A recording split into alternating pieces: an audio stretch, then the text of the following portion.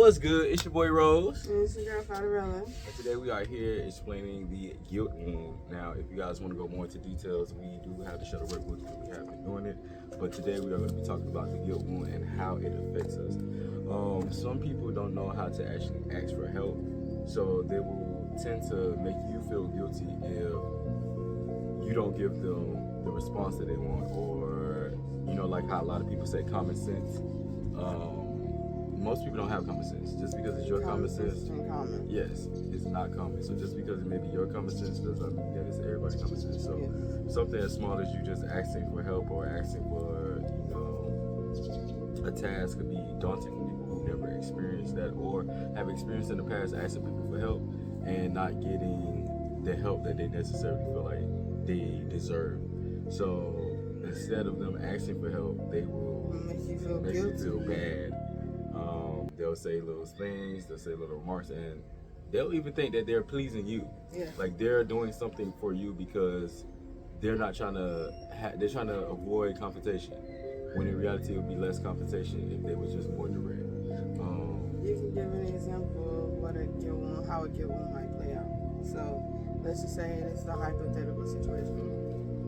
You and your partner are sleeping, right?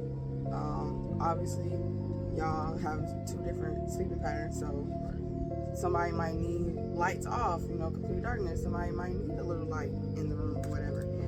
So your partner, you yourself, will play it like me and you. So you don't like lights. You don't like anything on. All right. And I do. I don't mind a light on or a TV on or something like that.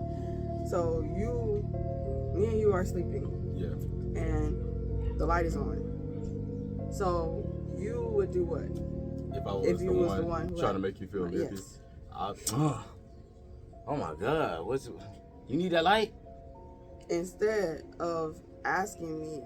Yes, and then I would probably not even say it at first. I'll probably just make like noises or like little things. Oh, bro, I can't sleep with this. If you don't know exactly what it is, it's like in my mind I'll be like, well, clearly I'm mad because of the lights. Mm-hmm. And it's like, well, you didn't communicate that. So you cannot just assume or try to guilt someone into doing try to get someone into doing something instead of communicating with them like, okay, you need the light off. Instead of you communicating with me that, hey, do you need light? Can I turn off the light? Because then even in a moment where like the person might even think that they're like, I might think that that is communicating. Like I'm keeping the lights on because you want the lights on. Mm-hmm. But it's like I would never truly know until I say something as simple as like, hey babe, you need the lights on? Hey babe, turn the lights off. And then it'll just go easier than just like the light, bro. What's happening is like that where I probably could have turned the light off. You're trying to guilt someone into doing what you want them to do instead of being an adult and communicating that you might need the lights off. So that's kind of how a guilt wound will play out, where somebody will make you feel guilty for something that you might necessarily not even really care about. You just need that communication because you can't read people's minds. You want to read how to show the workbook? Like examples is what it is. The first example is feel sorry or bad, like you're constantly saying, "Oh, I feel bad," or "Oh, I'm sorry." And it's I'm sorry. Are you sorry? Like, what are you really sorry for? Like sometimes even when you're going in a grocery store and people need to pass you, you just like, "Oh, I'm sorry." Yeah. What you sorry for?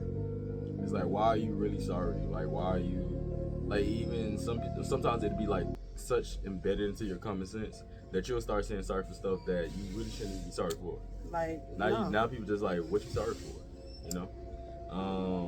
Doesn't like to ask for things. That's a part of the whole not ask for help because you may feel like somebody's not gonna help you, or you may feel like, well, I can do it by myself. You're gonna get popped. You finna get popped, baby. And that's something too that a lot of people, closed mouths don't get fed. Yes, like if you do not ask for it, you will not get it. You do not get what you want. You get what you ask for. Yes. So if you're not asking, you're not getting receiving. Use guilt to manipulate. Ooh, baby, that's a big one.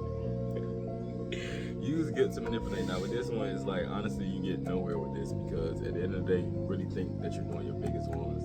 But in reality, they're going to probably resent you in the long run. Or you're going to realize that you really didn't have to do all that. And you're going to resent yourself in the long run because you did all that. Yeah. is afraid to set boundaries. That's the one for me. If it's pretty much, in my opinion, I feel like it's easier to set boundaries in the beginning of a relationship than it is like in a long-lasting relationship, because you like, even on the other person part, well, the part where the person is setting boundaries, it's like you are now setting boundaries because boundaries were not set in the beginning that you realize you no longer like or no longer tolerate. So at this point, are you going to disappoint yourself or are you going to disappoint them? You know? Oh, this is cat.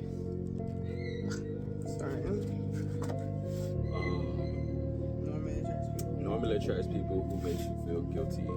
So if people are making you feel guilty, for any and everything. I'm talking about friends, family, relationship, like more even than likely your job, even anything. Like with anything. me calling out, I feel so guilty calling out. Why?